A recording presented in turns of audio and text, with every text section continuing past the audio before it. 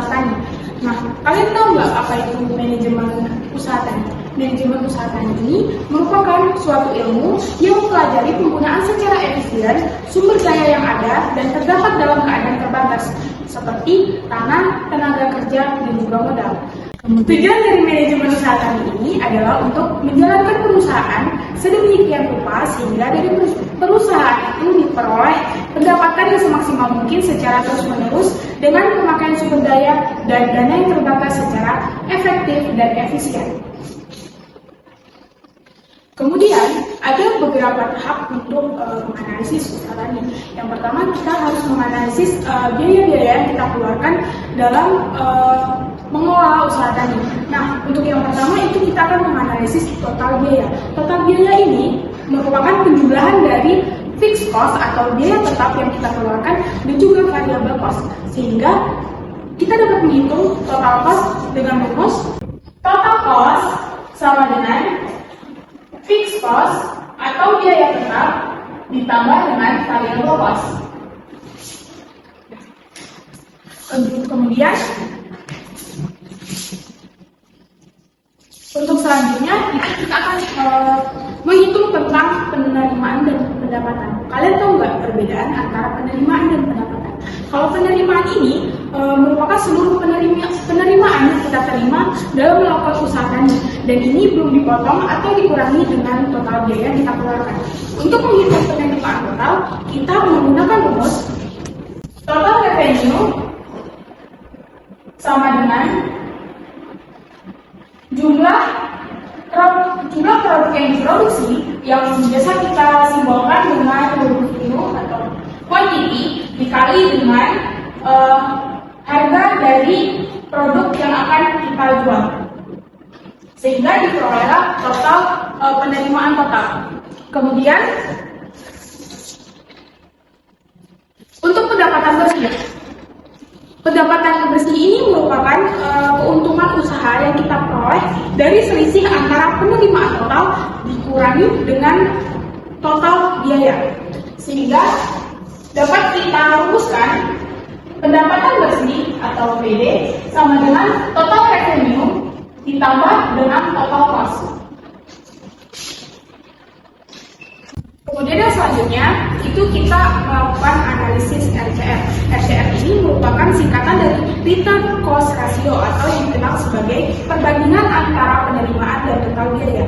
Nah, dalam analisis RCR ini kita akan mengetahui apakah usaha yang kita jalankan itu layak atau tidak untuk dijalankan dengan kriteria jika RCR itu lebih dari 1, maka usaha yang kita jalankan itu layak. Namun jika RCR itu kurang dari 1, maka usaha yang kita jalankan itu akan mengalami kerugian. Namun jika RCR sama dengan 1, itu artinya kita mengalami usaha tani yang kita jalani itu mengalami impas. Artinya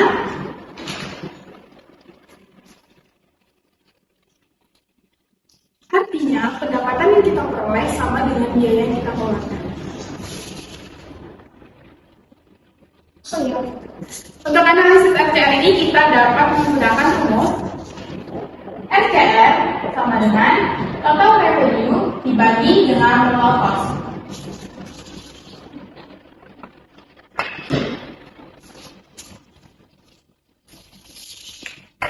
Untuk selanjutnya itu ada saluran pemasaran. Saluran pemasaran ini adalah sebuah struktur bisnis yang terdiri atas organisasi-organisasi atau lembaga-lembaga yang saling berkaitan, dimulai dari tempat asal produk dibuat atau produksi sampai penjual terakhir dengan maksud memindahkan produk serta kepemilikan ke pemakaian terakhir, yaitu konsumen pribadi atau penggunaan bisnis. Nah, menurut Kotler dan Keller, itu saluran pemasaran terdapat 4 jenis. Yang pertama, saluran pemasaran tingkat 0, yang kedua, saluran pemasaran tingkat 1, yang ketiga, saluran pemasaran tingkat 2, yang keempat, yaitu saluran pemasaran tingkat 3. Nah, saluran pemasaran tingkat 0 ini merupakan saluran tingkat yang disebut juga dengan saluran pemasaran langsung, yaitu terdiri atas produsen yang langsung menjual produknya ke konsumen.